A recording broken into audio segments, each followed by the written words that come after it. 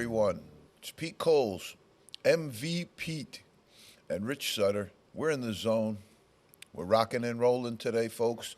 And this is one of the rare shows. Got to start off with a little bit of celebration today, Pete, What's up? because we are on number 50. That's true. This is big the 5-0. 50th show in the zone. We're celebrating today. I'll be celebrating later tonight when I'm watching some of those games. But Pete, congratulations.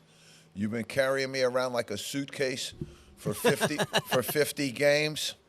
And Not even close, boss. been a great ride. It's been a great ride and a great pleasure. So we're just going to jump right into Feed 'em Fish. Much to do today. A lot to do today. We've got a lot going on in the NBA, the National Basketball Association, but the NCAA is where we're going to spend most of our day today because we're at the Sweet 16, folks. And I want to give the selection committee a little shout out because they did a good job because this 16 is really, really good. The Sweet 16 is going to be better than the Elite 8. I've got news for you. A little bit of news to post there. Okay, so when we go into the NBA Feed 'em Fish, we like to start off with our hometown Celtics. They are at, believe it or not, Pete, the 72 game mark.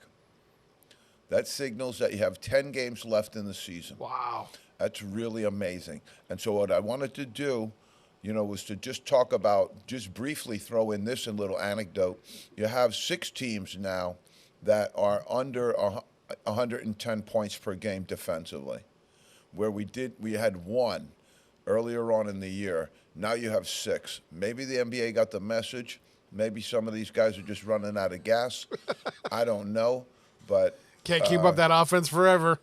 yeah, the Chuck and Duck, except you had the Knicks, and we'll bring that up right now in context with this. The Knicks had 145 points last night against the Raptors, who had an absolute roster fire sale this year, and they're just kind of out of it. They're out of the playoffs. They're out of everything right now, and they're just not much of a franchise. A little tough to understand why they did what they did there, but I'm sure they had some rationale for it. But the Celtics right now are about 10 games in front of anybody in the Eastern Conference.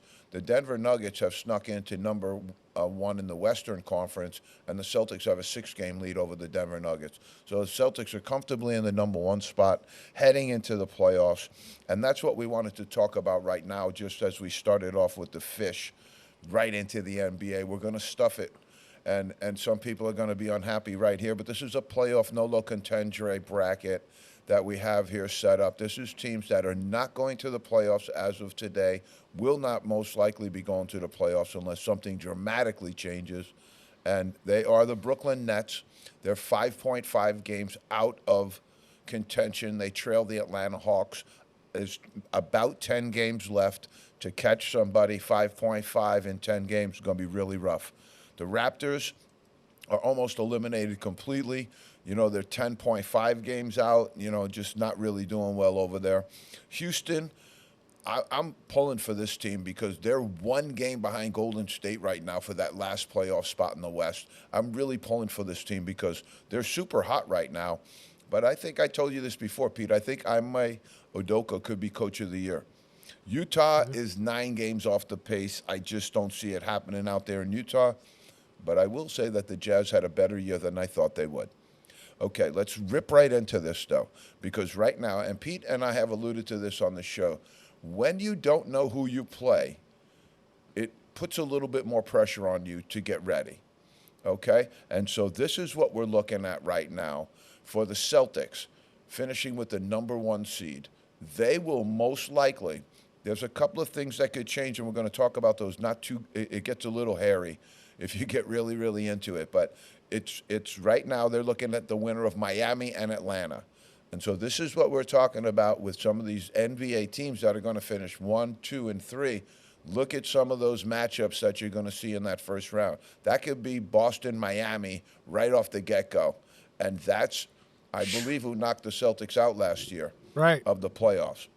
And then you're going to roll in when you have the Bucks. They've come in, they've righted the ship a little bit. They'll get Philadelphia or Chicago, the winner of that series, because these teams are going to have that 7, 8, 9, 10 play-in game. Okay, the Knicks look like they're going to get the Pacers right now, and it looks like the Cavaliers will get the Magic. Some of the anomalies in this situation: Chicago has a 1.5 lead over Atlanta. That could change in 10 games.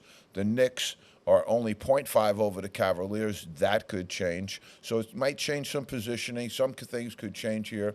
But pretty much your deck is fairly well stacked here. You got the Cavaliers and the Magic.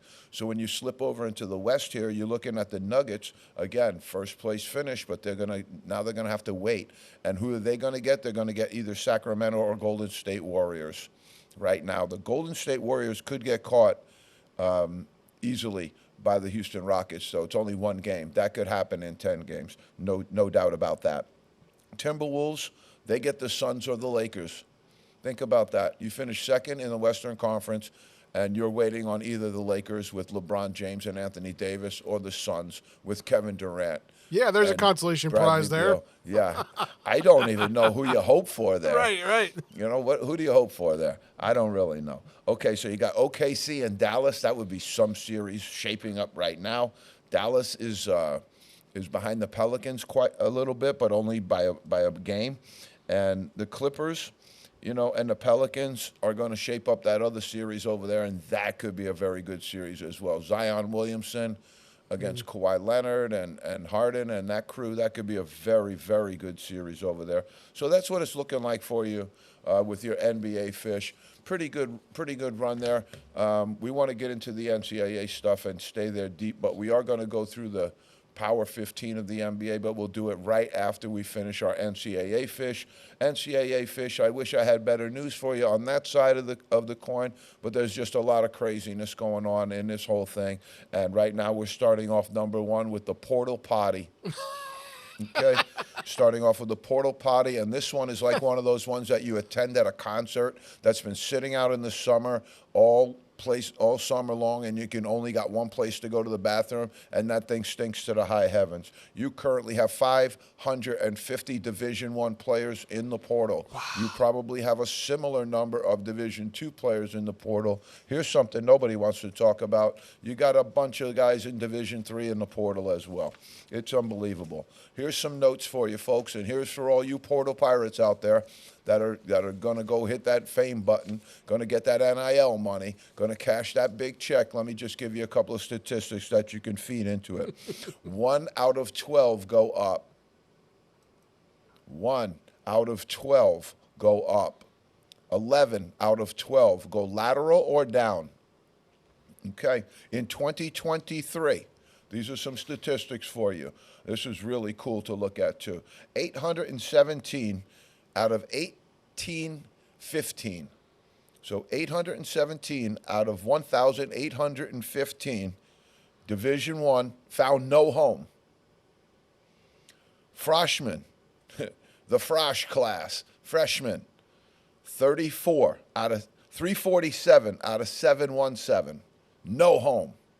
That's 48%. So do they not? They stay at their school, or do they? A just lot go of them away? stay at their school. Other ones wind up. They're talking about when they're saying no home. I think they're assuming they didn't go up.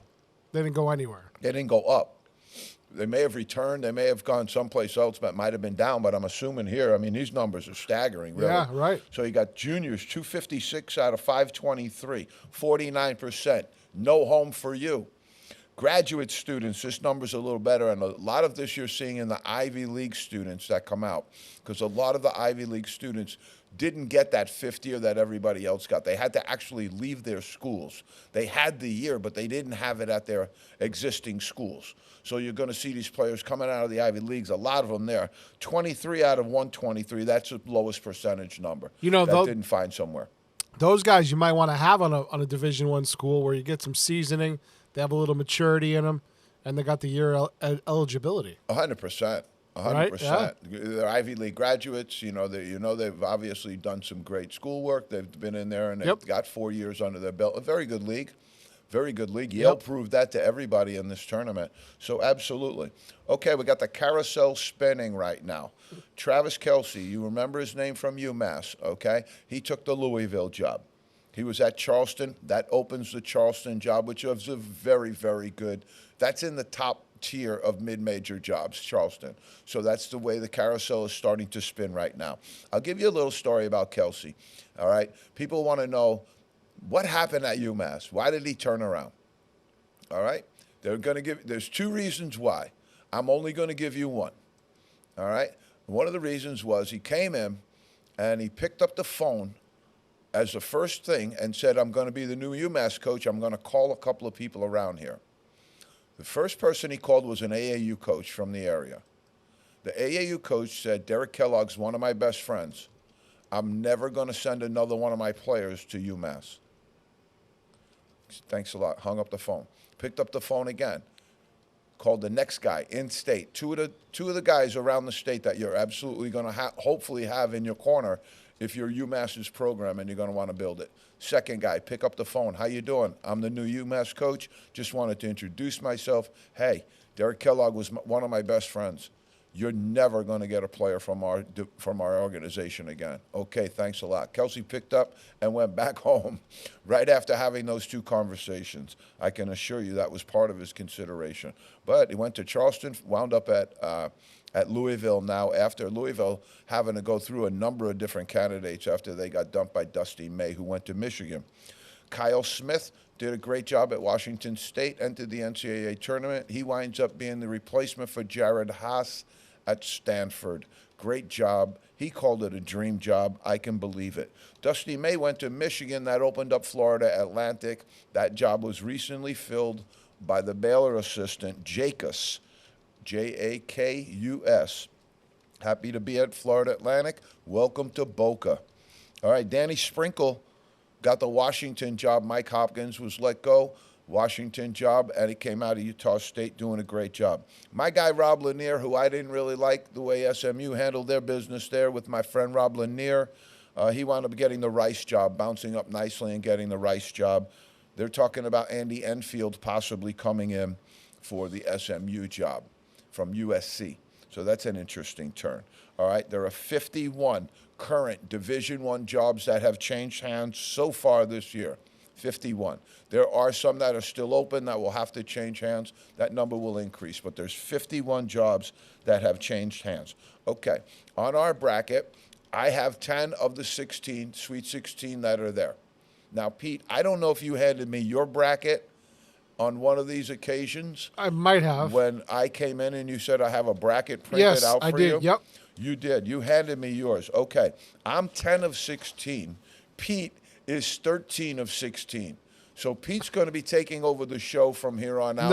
I got lucky. I'm going to be running on the inside. But Pete has NC State. He's got a couple of really interesting picks on there, a couple of really good ones. Okay, Pete, can you throw up our Power 15 for the NBA? There you go.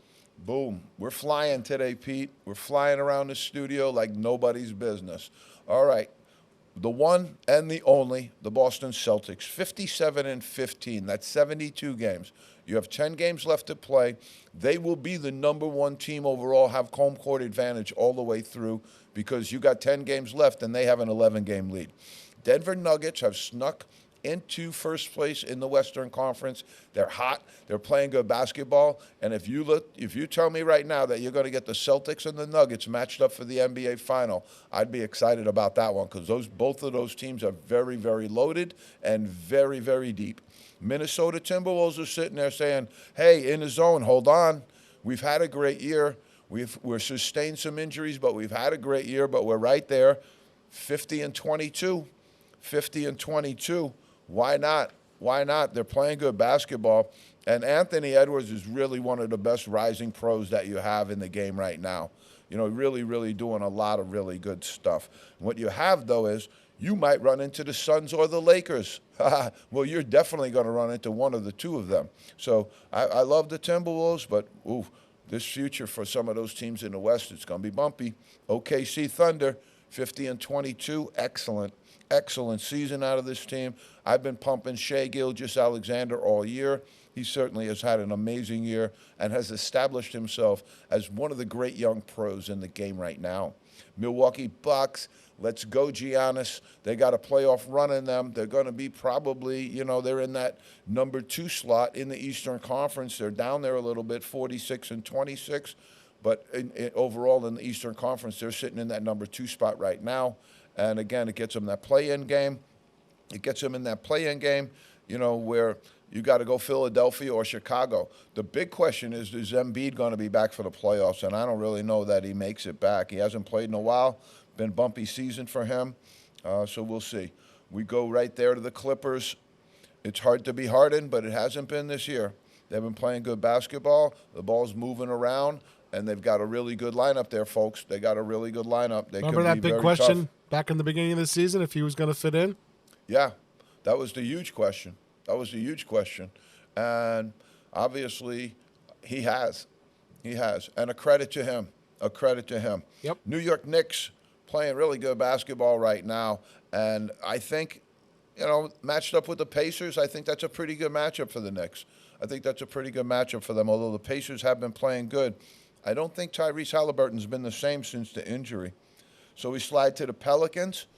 This team is a surprise, and boy, oh boy, are they going to be somebody's load in the first round because you got to take Zion on, and I don't know who you're going to have to stop him.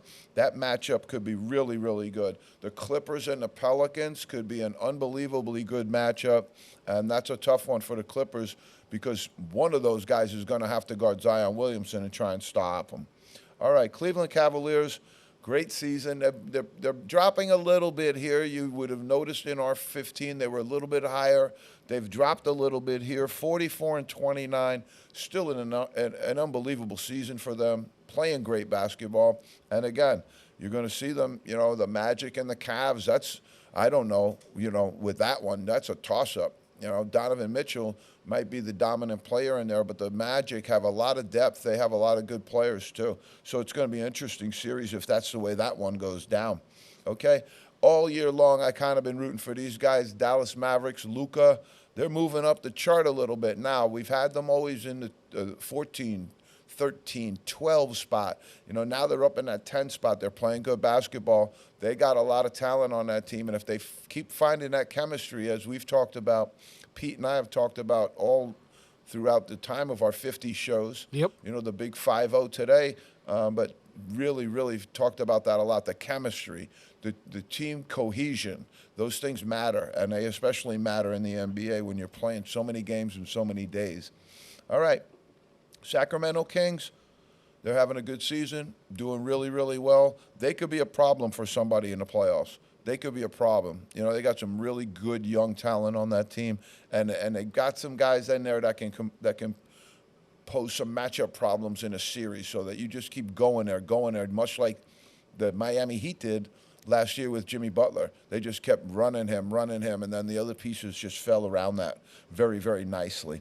So the Magic had a good season.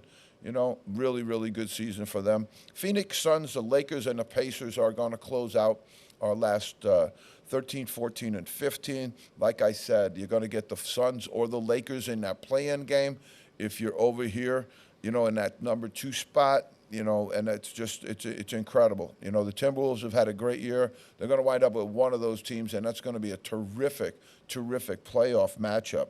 All right, Pete, hot and not hot. We've got the Knicks at 3, the Hawks at 3. The Mavericks have won 5 with Luka and Kyrie. The Rockets have won 10 straight games in a row, are closing hard on that Golden State Warrior team. That's why I like Coach Udoka for Coach of the Year.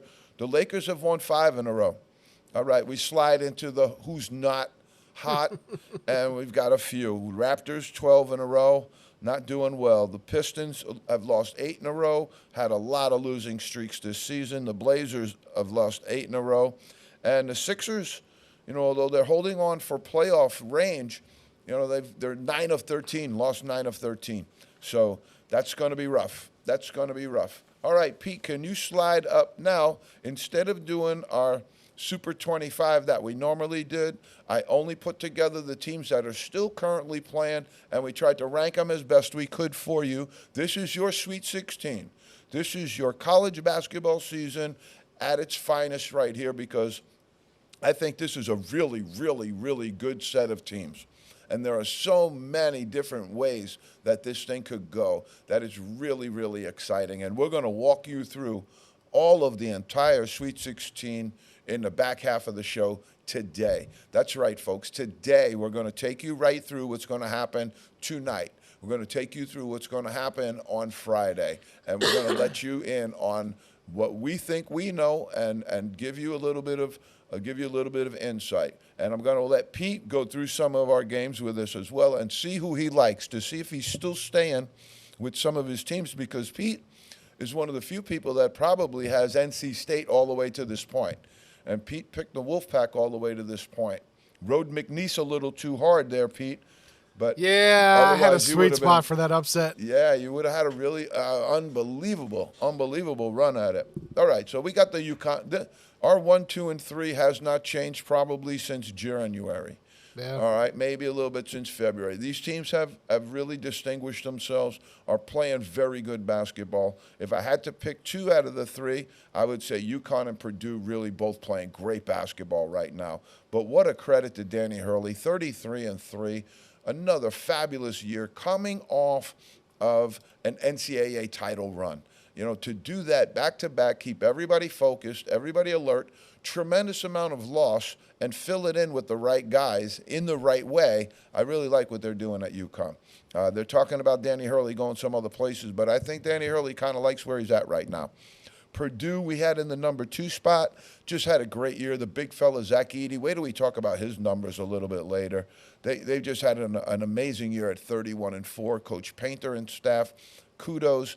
I have them going all the way. Boilermakers, let's go.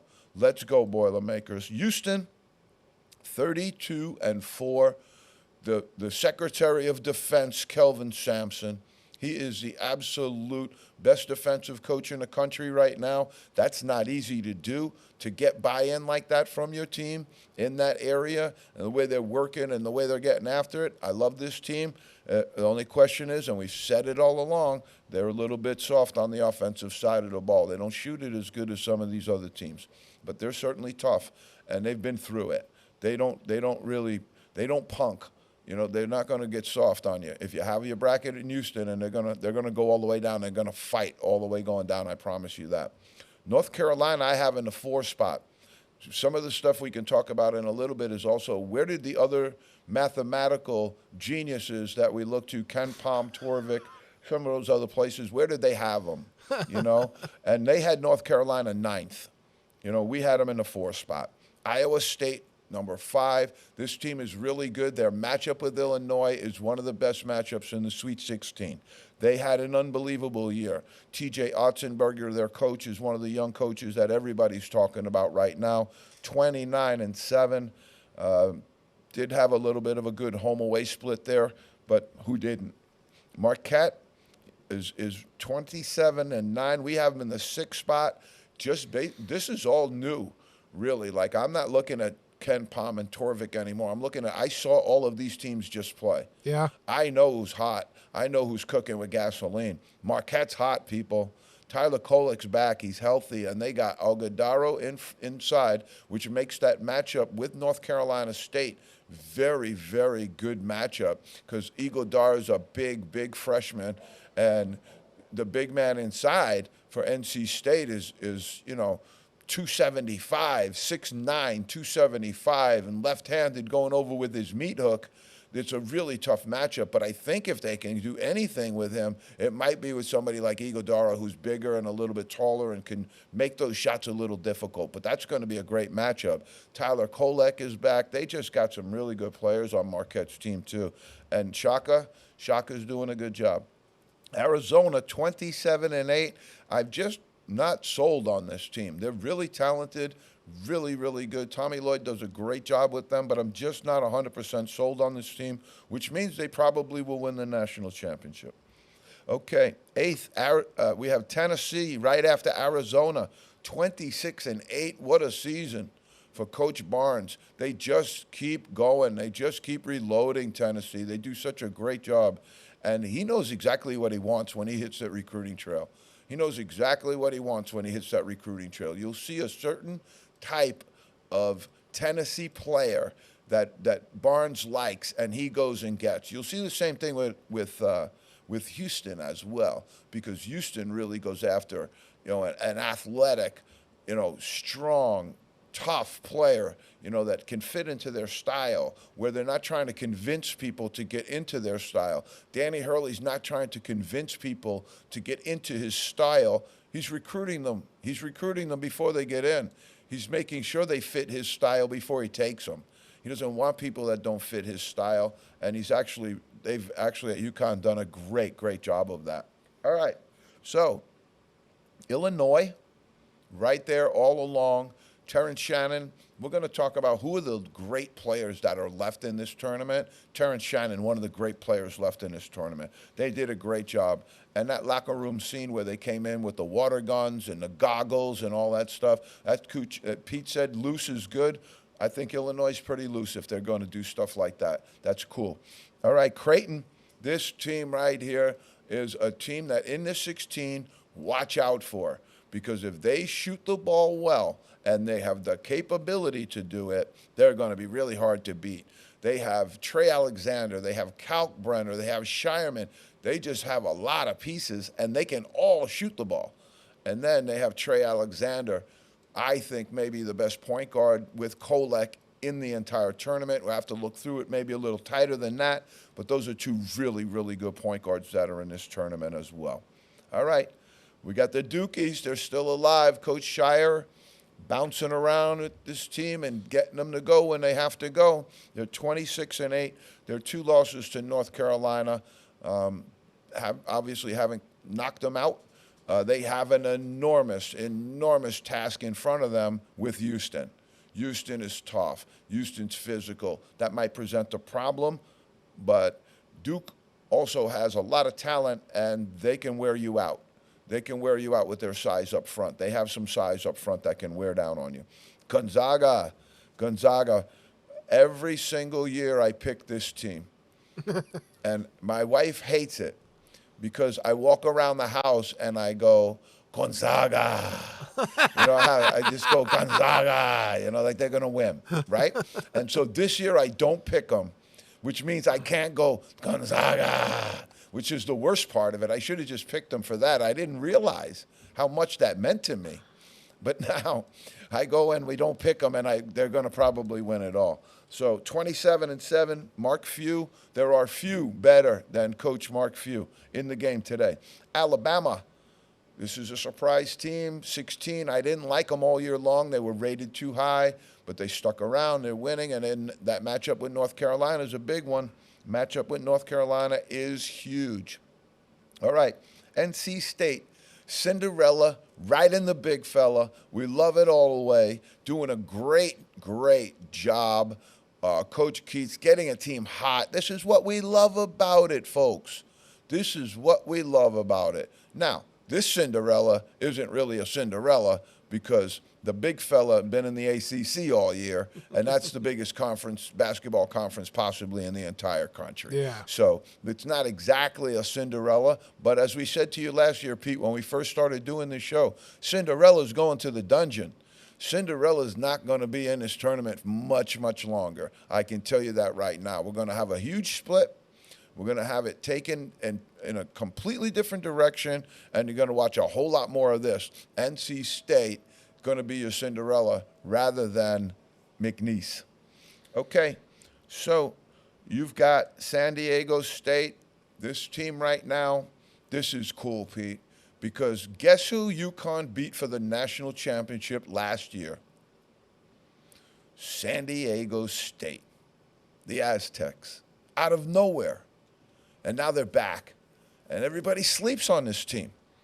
And right now, guess who UConn has to play? San Diego State. That Sweet 16 trap game that a lot of former champions fall into. It's it right here, UConn fans. You got to get through that big trap door. And let me tell you something. You might be facing the best player in the entire tournament in Jaden Ledee. They're going to talk about that a little bit more, but he's a great player. And, oh, my God, does he do it all. He does it all. So that's going to be really interesting. Good matchup, I think, for UConn because they defeated them last year. in the championship game, but it was a different team, and San Diego State is right there. They're back again. What a great game that's going to be. All right, Clemson, we have them in the 16th spot. You know, and one of the reasons we have them there is because we think they're going to go home with Arizona quickly. You know, we don't see San Diego State beating UConn either, although that could surprise. And NC State, you know, it might be time for Cinderella to go home too.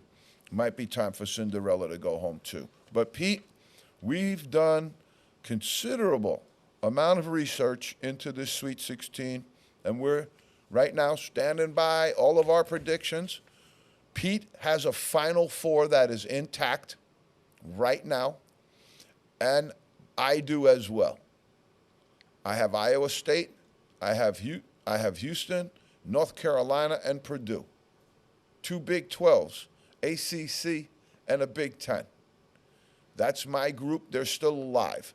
But 10 out of 16 for me, 13 out of 16 for MVP Pete Coles.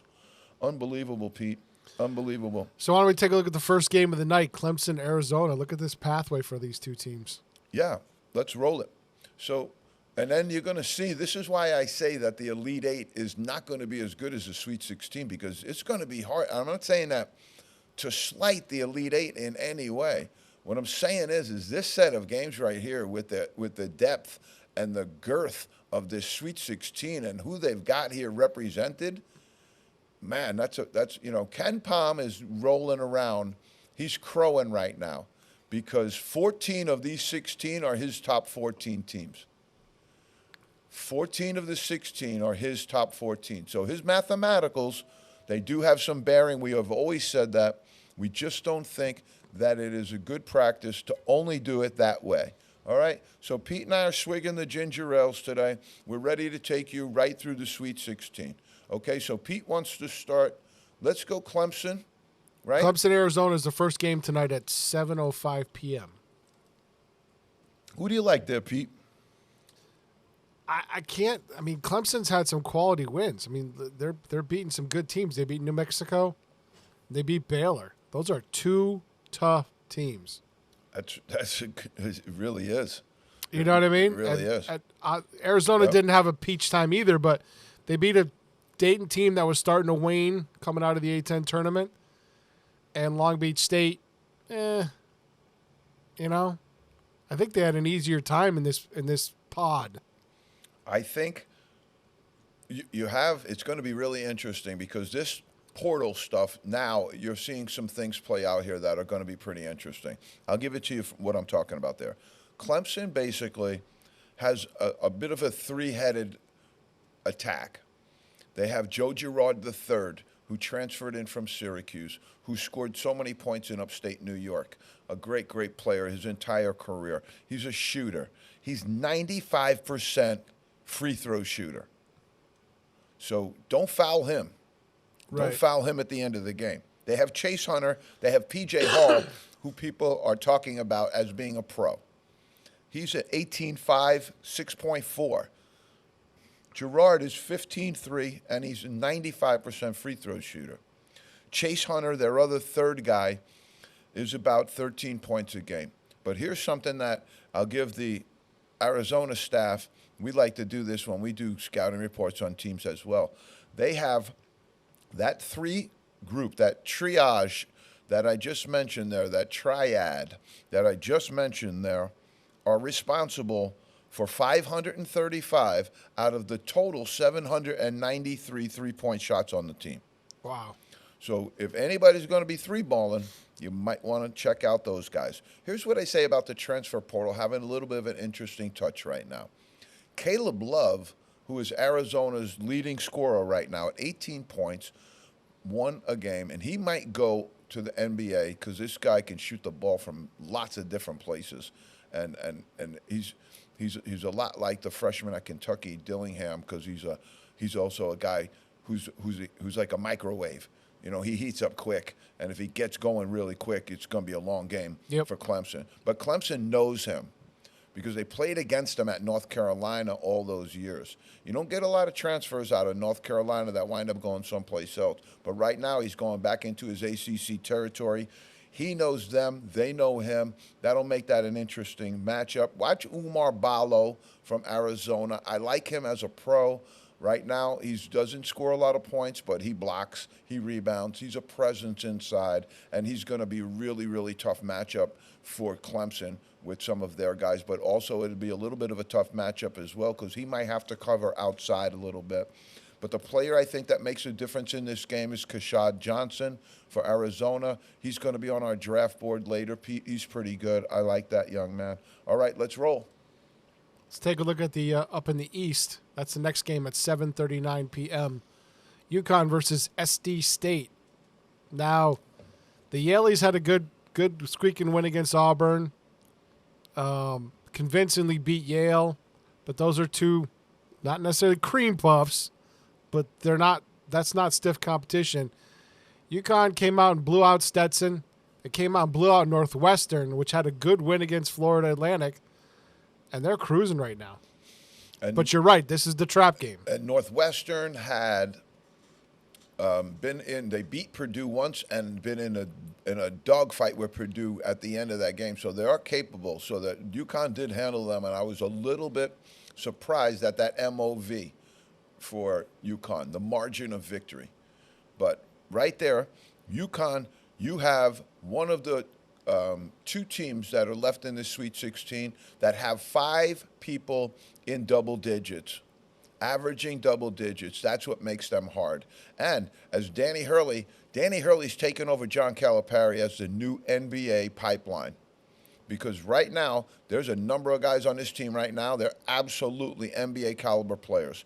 Tristan Newton was an All-American, 15.3. Cam Spencer, the transfer from Rutgers, has been an unbelievable fit for them, and he can shoot the ball deep and take so much heat and space these other players that are so good.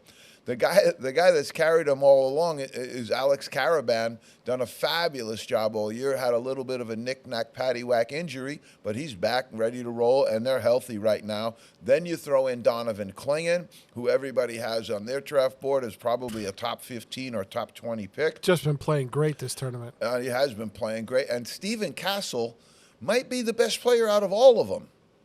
And he's their 5th guy that averages double digits. So that's what they're up. But Jaden Ledee, as I said, for San Diego State, he might be the best player in the entire tournament. He's unbelievable. They got a couple of other guys, Reese Waters, Lamont Butler. They're both good players, but I don't know that they got enough to handle this UConn team because they had some losses as well. But what a great standard for San Diego State, though, too. You're in with UConn right now, but they've done a great job over the years. All right, let's go. 10 p.m. we go back to the West for North Carolina, Alabama. Ain't nothing finer than North Carolina. Oh, my goodness. This is going to be a great game. They're cruising along as well. They're cruising, and they are in an offensive rhythm that is absolutely phenomenal. You have R.J. Davis. You have Armando Baycoat. Elliot Cadeau, the young freshman, is leading the team in assists and has taken a little bit of heat off of RJ, allowing him to take on a higher scoring load. That's why this team's doing really good. But why this team is elite right now and why this team is really, really going to cause problems for anybody is this reason that we gave you earlier in the year when they picked up these 2 transfers, which isn't really North Carolina way. They don't really go to the transfer portal, nor do they lose a lot of people in that portal. But they went and picked up Cormac Ryan from Notre Dame, and they picked up Harrison Ingram from Stanford, and those 2 players have been difference makers. Ingram was an absolute lights-out shooter the last game out. He was unbelievable against Michigan State. Okay, we go to Alabama. Mark Sears, Aaron Estrada, and Grant Nelson are their 1, 2, 3 guys, but Sears is the guy. Sears is the real guy there with Alabama. He is a pro. He's the guy that can make it happen. 21, 4, and 4. He scores, he assists, he rebounds, he does it all. He's a great player. Right there, that's going to be a tough one to call, Pete. Yeah, that's a coin flip looking at the way they're playing coming into this game. No doubt. Teams. Okay, let's rock it. Finish out the East for tonight. Illinois, Iowa State. Ooh, doggy. This is the best game of the whole group, in my opinion. Terrence Shannon. Marcus Domask he's right up there with Kolek as point guard material. He's averaging a bunch of assists, 16 points as well. Coleman Hawkins is the guy that does a lot of the dirty work for him. He's 6'10" inside. But Terrence Shannon's averaging 23 points a game. That's why I've been high on that young man all year. Iowa State, Keshawn Gilbert, it goes a very, very little bit of a notoriety on this young man. I think he could be an NBA player at some point. He's terrific. They have Tameen Lipsey. They have some other pieces, but it's about the way they play, and it's about their whole mindset. Milan Momchilovic, I'm going to give that a shot. 11-2, 3.2, 1.2. They have a lot of guys with high assist numbers, and I like that. They apparently share the ball, and that's something I'd like to see. All right, but I got them in the Final Four, and I'm nervous about that one, Pete. Yep. Let's go over to the Midwest. Let's rock Let's it. see. Who's the first game in the Midwest? Tomorrow at 7:09, NC State Marquette. Okay. So, they used to talk a little bit about Shaka, talk some smack about Shaka Smart. He didn't get teams into the NCAA. Where's your deep NCAA run? Well, here it is, folks. And he's got a great team. They've really, really done a great job. Tyler Kolek is the straw that stirs the drink there for sure. And you're going to see somebody that I think is going to be a terrific basketball player in the NBA someday is Oso Ighodaro. Is their very, very big freshman inside, and he's going to have a big matchup with DJ Burns, who, as we alluded to before, is 6'9", 275. So he's 6'9" this way, and he's 6'9" that way, and it's going to be a big, big matchup. But the player that really, really draws a lot of NBA scouts' attention from Marquette is Cam Jones. And so there's their 1-2-3 punch, and then you move over to NC State with the big Cinderella fella, DJ Burns. He is carrying this team right now because they found a way. Sometimes teams go throughout the year, and then all of a sudden they find something, and they go, you know what? They can't stop this guy. Nobody can stop this guy. So far, nobody has been able to stop him, and NC State is the beneficiary of that. When you have a great big man inside doing what this young man is doing, he's collapsing defenses, and that's leaving these other players open to shoot, and that's doing a lot. DJ Horn, because DJ Burns is big kid, he's got 2.7 assist numbers as well. DJ Horn is their leading scorer, and Jaden Taylor is going to be a guy that's going to have to really stay on top of it if they're going to get past Marquette. All right. Who you like next, Pete? Gonzaga Purdue is the next game. Let me say it one more time. Gonzaga. They're in it. Of course, I didn't pick them. They're in it. All right. But I think you're going home now, Coach Few. I think this Purdue team, from what I saw from them the other night, boy, oh boy, them and UConn are playing and operating on all cylinders right now. And if they can establish the big guy inside, I don't know how Gonzaga is going to solve that.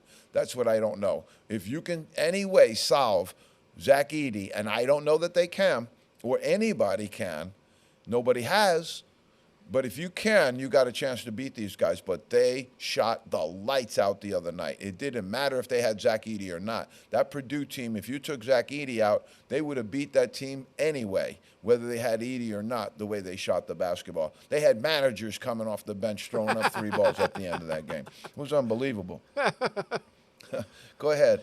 Dukies in Houston are the 9:30 game. Oh, what a game. What a game. What a game. The Duke, the young, mercurial team, and Houston is the junkyard dog of the Sweet 16. This is going to be some matchup. What makes Houston tick is their whole culture. That's what makes them tick.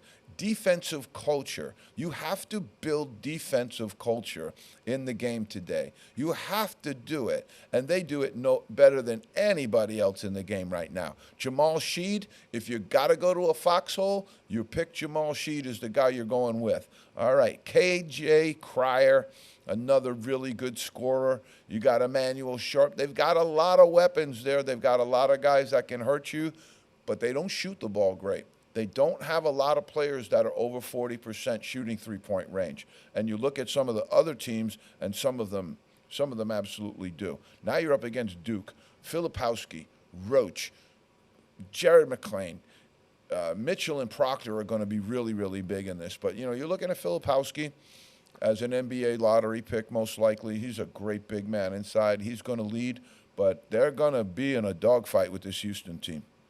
Okay. Let's move it. Final game of the Sweet 16, Creighton and Tennessee. Creighton? Oh, this is the game, if you're coaching it, you don't you know that this is inches. This game is going to come down to inches. It's going to be a play call. It's going to be a missed free throw. It's going to be a missed layup.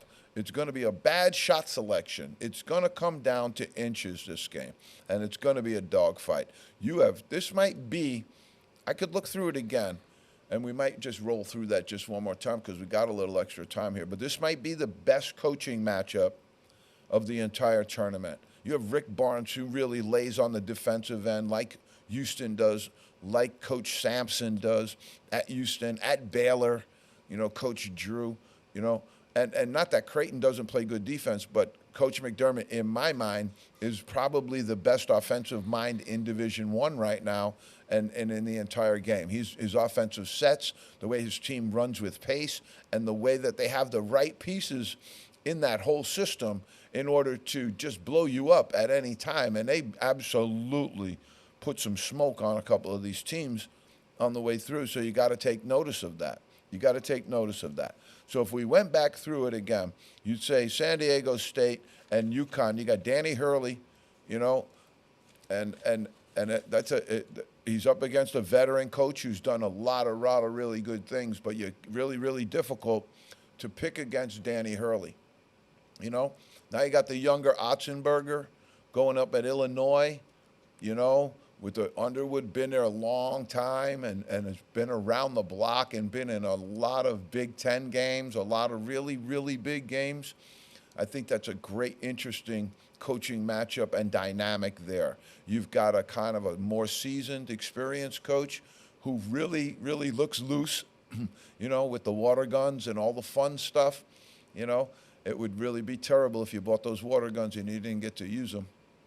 But I think that's just a really, really good look on both of those sides. You've got experience, and you've got the young gun, Otzenberger, probably the young coach that's going to be the hottest name in the game right now. If you go North Carolina, Alabama, this is a good coaching matchup as well. You've got Hubert Davis, the young coach who's in his first couple of years with a major program, one of the most storied, if not the most storied program in all of college basketball.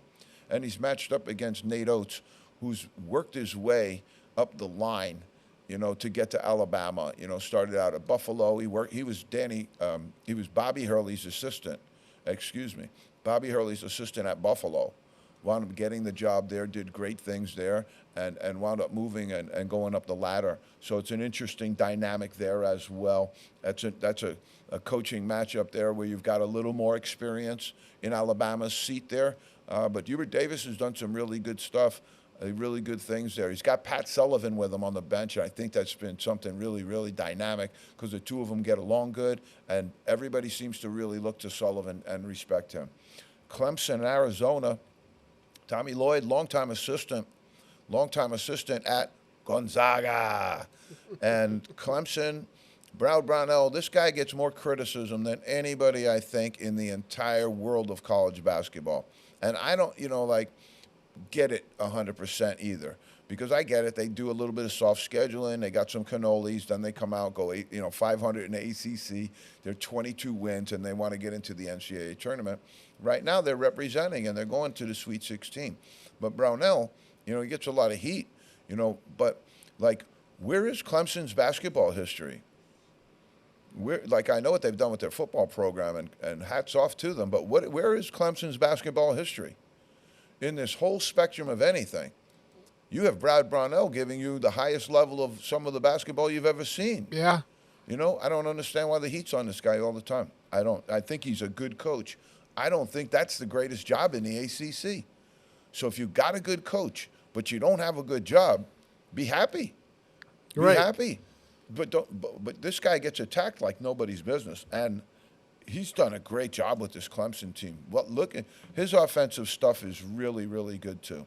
Now, you go back and you look at that North Carolina Alabama game where we say we got Oates, who's a kind of a junkyard dog, climbed up the coaching ladder. Then you got Hubert Davis, who's a North Carolina star, and now their head coach. Well, now you're going to go into that Duke-Houston game, and this is the biggest inexperience mismatch that you're going to see in all of this coaching profile right here. You've got Kelvin Sampson, who's had a number of Division I jobs, been around the business, had some highs, had some lows, but right now kind of has it figured out and dialed in. And his teams know exactly what to do when they get out there and exactly how he wants them to play. And John Shire has done a great job with this Duke team. He's got a very, very talented team. This is going to be his biggest test of the year outside of the Carolina games as far as pressure, as far as the real emphasis on being able to get this team through to an Elite Eight. Because if you look at their roster and you look at it, you say, are they Elite Eight? Are they that caliber? Or are they just Sweet 16? I think that might be an unfair measurement, but I think that's a decent coaching matchup to watch there. When you go through NC State and Marquette, Kerry Keats, another guy who's been on a hot seat and had really, up until this amount of tournament, I would say probably was under a considerable constraint in his position and probably was not 100% sure about the stability of his future there, because it's a situation where some of these colleges, and NC State now has a different historical profile where they have national titles under their belt with Valvano, and they have them going back in the day when they had Burleson and David Thompson, Monty Tao. Yep. That beat the UCLA team. They beat a great UCLA team. So NC State does have that profile, but I think this is a good matchup. I'd call it even with Shaka and Kerry Cates. I'd say this is pretty even matchup. The whole Sweet 16, there are no bad matchups in there. There really isn't. There's not one. These teams are matched up pretty well. These are all going to be great games the next two nights. There's not one bad game, Pete. You're 110% correct on that. Purdue Gonzaga. Wow. Coach Painter has taken Purdue to rarefied territory. This is the highest they've ever flown. He gets criticized. Last year they lost to FDU. It's a rough business, folks. It's a rough business. And so you got to stay in there with these highs and these lows. And this is why I'm excited about this team, because they did stay in there. They didn't punch it in. Zach Edey returned, didn't go and try and get a pro contract. He came back, and he made a run at this. And I think right now, you're looking at them in UConn. I think if the bracket works out that way, that's some final. That's some final there. So that's an interesting dynamic there also with Few, unbelievable, But Coach Painter's terrific too. And I kind of like Painter's team better than I like Coach Few's team. So let's be honest about this. All of us coaches are only as good as the group of players that we have under our direction. And Mark Few has had some amazing, amazing teams under his direction. But you lose a Drew Timm, and you lose, some of the great players that they've lost, just recently. It's so hard to just, they can maintain that standard that they have there. But then this is why a Gonzaga gets into the tournament later and hasn't been able to really push through, because they just so many teams out there with so much talent. And it's just, right now, as you said, Pete, it's about as close as it's going to get. So, Coach, who do you have for your Final Four? Okay, so I had, and we're still alive with it, thankfully. Me too. But I'm worried about UConn. They're going to bust my bubble, I think. I got Iowa State. I have Houston. I have North Carolina. And I have Purdue going all the way. All right, so I have Connecticut. You have Connecticut as your final, yep. Yeah, North Carolina, Creighton, and Marquette. That's not the standard pick right there. If you get through with it, you're going to be golden. I hope you put this in somewhere. Yeah, it's in. I hope it's in a.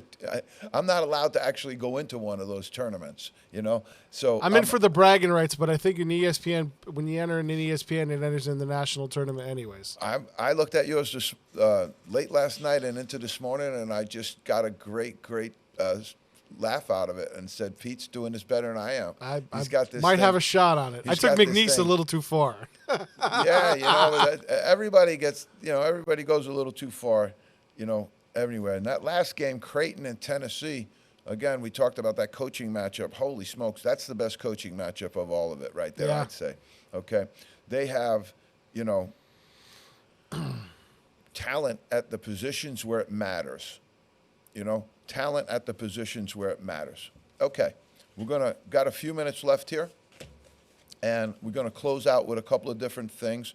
I wanted to make mention of a gentleman that's name's been talked about a little bit throughout the week in different times about being in jobs and different jobs, was supposedly considered for the Louisville job and didn't do it. But I've been watching this team, and I'm really, really excited, and I'm proud of the way it went down, because we did talk a little bit earlier in the week about having some of the teams that didn't want to attend the NIT and had turned down the invitation. It's called the National Invitation Tournament. And so it doesn't say RSVP on the bottom, I don't think. But anyway, you had some teams that turned it down. And when they had the teams turn it down, I think it kind of drew light on some teams that didn't turn it down. And Shaw Holloway, Seton Hall, did not turn it down. And they have been absolutely on fire in this NIT tournament. And I know there's all of the hoopla going around with all of the NCAA tournament and the NIT. I said this before, move the NIT till the end of the NCAA tournament. Don't have it on at the same time. It's no longer relevant enough to keep on at the same time. And if you do go after the season, it allows you to extend the season that little bit more, because they do that with bowl games all the time. Yeah. They'll finish their season, then they wait till January to play a bowl game. You know, I don't think there's a big deal about that. And I think coaches might enjoy that as well, too, because it gives you a little breather, gets you a little bit of time to practice with your team, keep going, make your season, you know, with some real practices and some meaningful time, and then enter into the tournament. That's unbelievable. But right now, the way they have it mashed together, it's just way, way too crowded. Yeah. So they got to take that out. They got to do that as well. The NIL and the portal, as we talked about, those things probably aren't going away, but they have to do something in order to legislate and do a better job of what they're doing right now, because this is another piece of it that's absolutely, completely out of control. The one piece of it, again, that's easily done, and I'm praying that they have this done already, is you do not open the portal until both of these tournaments are done. You don't open up the portal until all of these teams that are in the portal have a chance to finish their season before, you know, you run into a situation that you did where some of them are looking and saying, well, we don't really want to go play with a group of guys that are saying they're not with us anymore. Yep. And I understand that sentiment. I agree with that completely. Yep, yeah. So it's a complex situation brought on by the fact that the NCAA is mismanaging this thing, and that's terrible. Charlie Baker has been under fire a little bit this week because people are really starting to sense that this thing's not really, you know, wired as tight as it needs to be, and you're opening up the door where he's now jumped into the fray where he wants to eliminate some form of the gambling, prop gambling or something like that. And the reason that they're trying to do it is because this thing's going to bust out. That's a distraction. It's going to bust out that they have been doing this all along. And there's a lot of players that have been betting on their own games. And right now they have a lot of money, they have a lot of ability, and they have a lot of access. And there's ways to go around it as well, where you don't have to put in your identity and do some other stuff like that. So it's really entered into a different place with the game right now. And I don't think it's long before you're going to see that there was, you know, like you can have a prop bet, meaning, you know, I assume it's a proposition bet. First to like 18 or first right, to 25. Or Shaquille O'Neal will not hit a free throw the whole night. Right. You know, 10 to 1 Yep. on the fact that he doesn't. So it's that type of bet. So a player could easily control that prop bet and still not affect the outcome of the game. Yep. You know, they have a prop bet on you that says, you know, you're not going to make a three-pointer. Okay. Guess what? I'm not going to make one. I'm going to bet on myself not to make one because I'm never going to take one. Yep. And if I do take one just to take a little bit of the heat off me, I'll take it, you know, and shank it. So I don't know. Pete, how much time do we have left? Because I know we've got about a minute. SEC. We were put on SEC warning last week and given a big fine, and we were just taken to the woodshed completely for being an entire 32 seconds over. But I did want to say that we will finish on time today, folks. We want to get it done. But so much going on in the game. Pete, are we up for Sunday? Do we want to? Sounds good to me. Yeah, I'm in for that. Okay, so Pete is in for Sunday. That means I'm in for Sunday. That means we're going to be live taping, ready to rock and roll 8 with p.m. you as soon as this thing goes, because we're going to know a whole lot more then, folks. We're going to see what happened in this Sweet 16. But I promise you, you're going to love these games. These are going to be really, really good games. Tonight, tomorrow, this is what it's all about, hoop fans. This is the time of the year that we love. They call it March Madness, and there's no better time. All right, folks, we'll see you on Sunday live. Join us in the zone.